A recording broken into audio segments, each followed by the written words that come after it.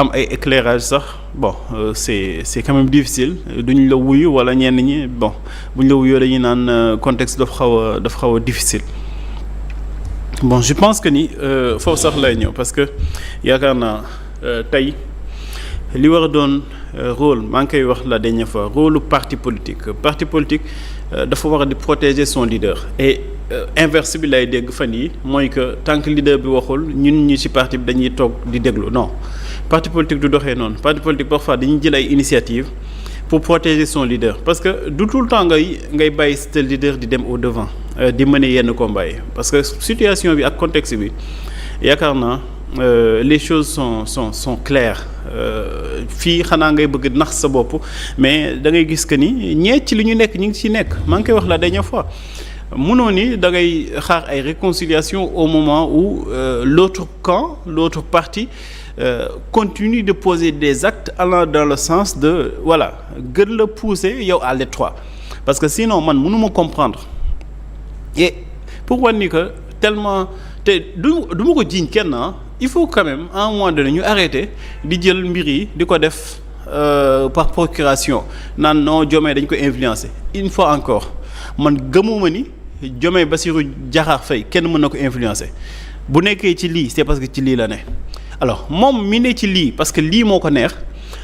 kon li Mimi Touré di def moom moo ko sant parce que bu nekkee sant ko woon dina génne communiqué wala dina ko dàq fi nga xamante ne fa la nekk donc jusqu'à preuve contraire man jàpp naa ni lii Mimi Touré di def Diomaye Diakhar Faye moom moo ko sant lan la Mimi Touré nekk di def xoolal rek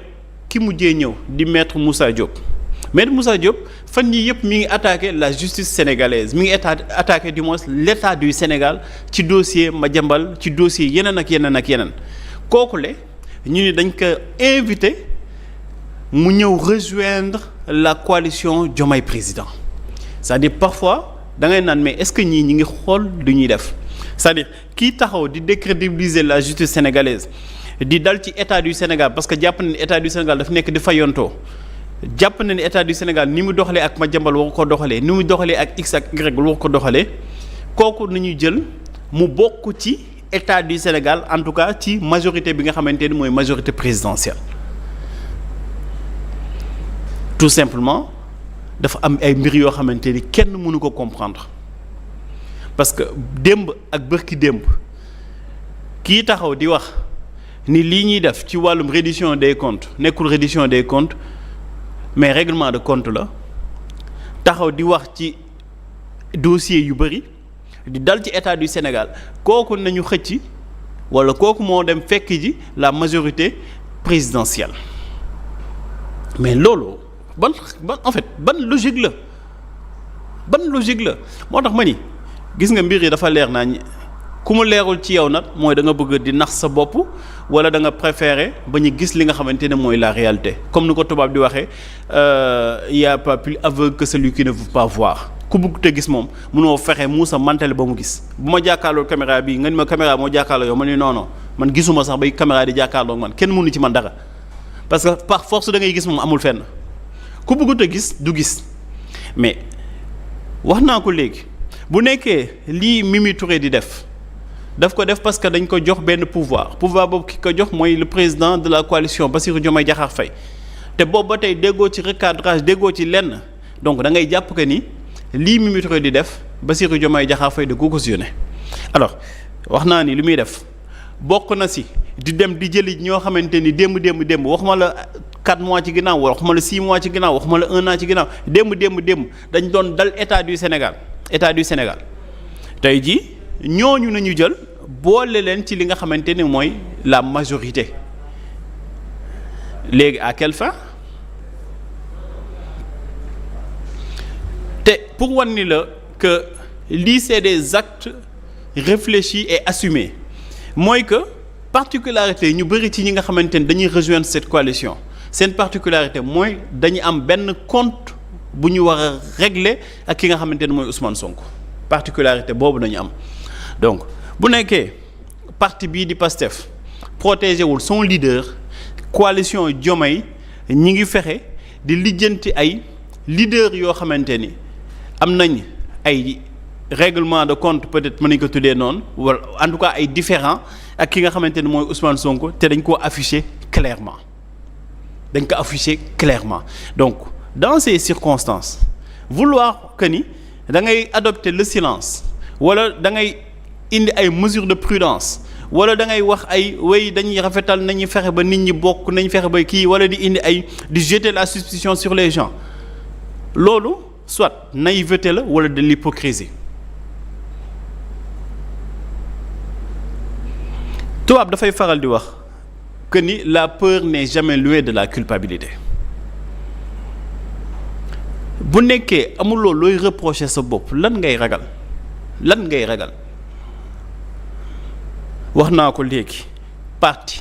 dafa war a def bloc autour de son leader surtout nag si jamono yoo xamante ni les actes sont posés et assumés sur la place publique ñi ngi dem ay nit jëli ay nit ñoo xamante ne wala ñooñu ñi ngi ñëw ay nit ñoo xamante ni dañu wane que ni ñoom bugguñu sax gis Ousmane Sonko dañ koy critiquer dañ koy xas dañ koy xalab dañu doon xalab sax état du Sénégal ñooñu bu ñuy demee rejoindre la coalition boo xamante ni jàpp nañ ni coalition boobu dañ ko war a def autour de Pastef mooy que génn nañu Pastef seen coalition il faut que les choses soient claires parce que bu nekkee logique gu da ngay conserver Pastef ci coalition bi bu ñu la nuwee tey jii Pape Makhtar Diallo da ngay ni attention Pape Makhtar mi nga xamante ni dafa am ay jafe-jafe ak Ousmane Sonko ak Pastef Pape Makhtar mi mënul bokk ci suñu coalition parce que quand même coalition du ñu jël ay nit ñoo xamante ni dañuy opposé wu di leen boole ci biir mais bu nekkee yow jàpp nga ni coalition bii da nga koy bâtir pas autour du Pastef mais sans le Pastef mais tu vas aller chercher des gens yoo xamante ni dañuy attaquer Pastef ni leen kaay leen ñu def benn say pour waajal suñu li nga xamante ne mooy séparation avec li nga xamante ne mooy Pastef moo tax ma ni de deux choses l'une soit da ngay nax sa bopp parce que da nga bëgg a nax sa bopp da nga naïf wala soit da nga hypocrite mais les choses sont claires et encore que cela ne veut pas dire que demain wala après demain réconciliation mënut a am politique mooy loo xamante ni tout est possible et en politique dañ koy faral di wax amul amitié amul sentiment mais malheureusement nag ñu bëri tey jii ci biir Pastef bu ñuy wax ci politique dafa mel ni sentiment dañuy jiital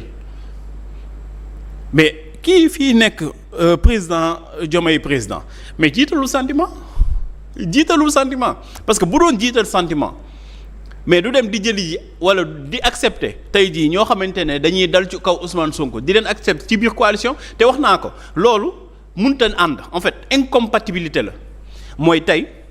ki nga xamante ni dafay attaquer Pastef mënut a bokk ak Pastef ci benn organisation alors donc loolu lan lay sous-entendre mooy que coalition bii may bâtir man damay assumer mes choix dama koy bâtir pas autour du parti Pastef mais autour peut-être de la personne de Diomaye donc ñëpp ñi nga xamante ni jàpp nañ ni Diomaye mii fi nekk mën na doon président de la République mën na def 2 mandats mën na def autant de mandats qu'il souhaite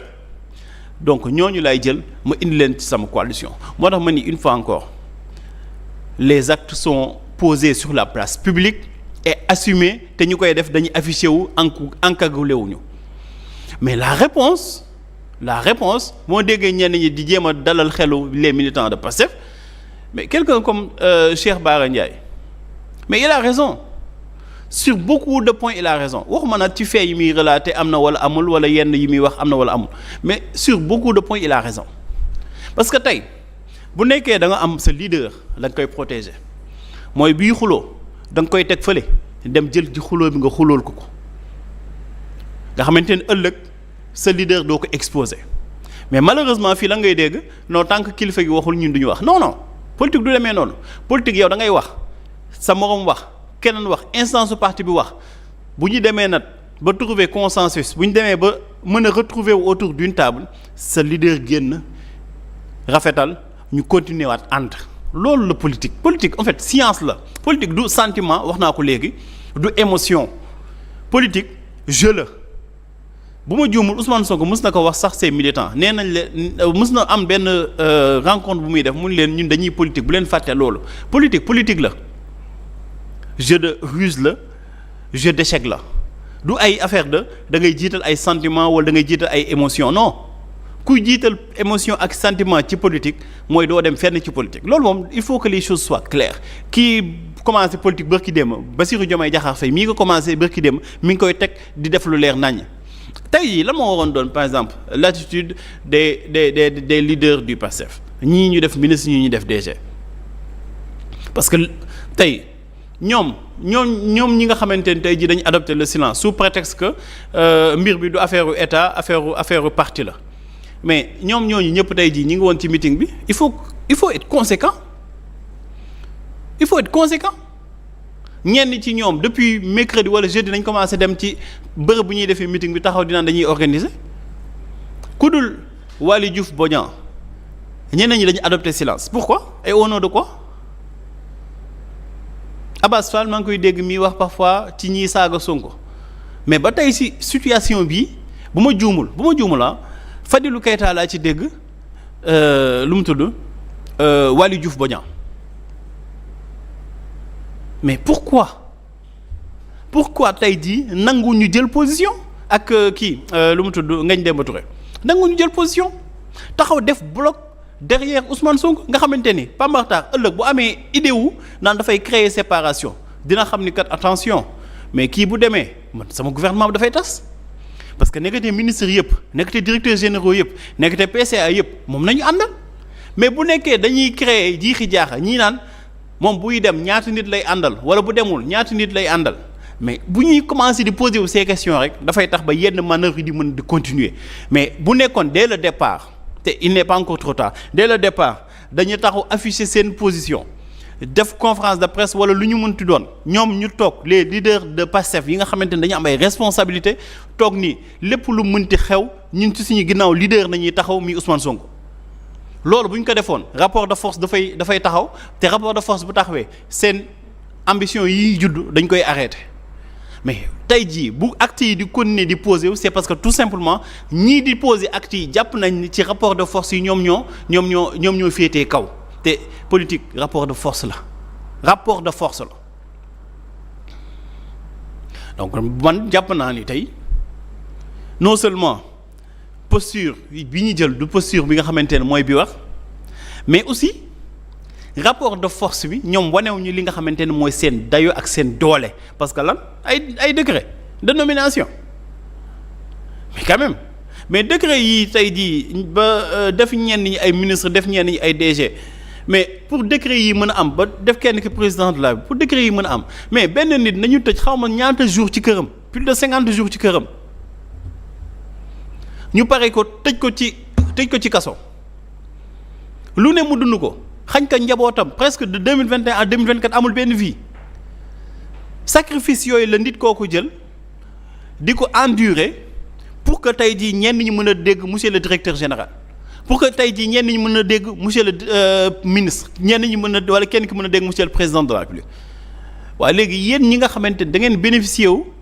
de ces privilèges parce que moom dafa def les sacrifices yéen ngeen ni tey jii doo leen ko wan li nga xamante ni moom mooy loyauté même benn point de presse mënoo leen ko teg vous dites que non da ngeen di xaar que moom mu wax ngeen doogay wax loolu mooy lan amul fenn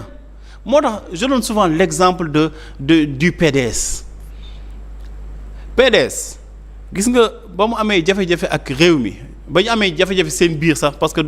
réew mi boobu amagul woon ba amee jafe-jafe seen biir ñaari camp war a opposé wu mais Idrissa Seck ak Abdoulaye Wade ñu faral Idrissa Seck xaaruñu Idrissa Seck jiitu de bañ leen waxee li ñu leen wax ñoom ñoo génn dem song ñu faral Abdoulaye Wade xaaruñu Abdoulaye Wade tontu de dañuy génn song ñoom aussi te terewul ba ñu waree réconcilier wu nañu boo ko jëlee aussi ci Macky Sall c'était pareil amoon na ay nitam ñoo xamante ne dañuy ànd ak moom génn gouvernement bi ànd ak moom ci gëm-gëm ànd ak moom ba mu am lii mu am bien que après ñi ngi wax trahison ainsi de suite